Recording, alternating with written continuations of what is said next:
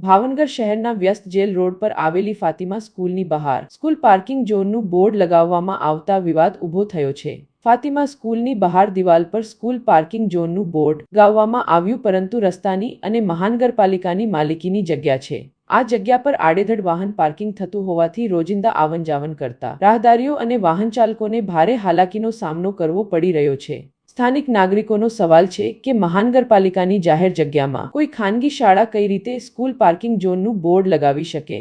સાથે જ પ્રશ્ન એ પણ ઊભો થાય છે કે શું આ જગ્યા મહાનગરપાલિકા દ્વારા અધિકૃત રીતે સ્કૂલ માટે અનામત જાહેર કરવામાં આવી છે કે પછી નિયમોને બાજુએ રાખીને આ વ્યવસ્થા કરવામાં આવી છે। જેલ રોડ પહેલેથી જ ટ્રાફિકની સમસ્યાથી પીડાય છે, તેમાં વધુમાં શાળાના સમય દરમિયાન પાર્કિંગના કારણે રસ્તો સંકુચિત બની જાય છે, જેના કારણે અકસ્માતનો ભય પણ વધે છે। સ્થાનિક રહેવાસીઓ અને વાહન ચાલકો દ્વારા મહાનગરપાલિકાને આ મુદ્દે તપાસ કરી યોગ્ય કાર્યવાહી કરવાની માંગ ઉઠી છે।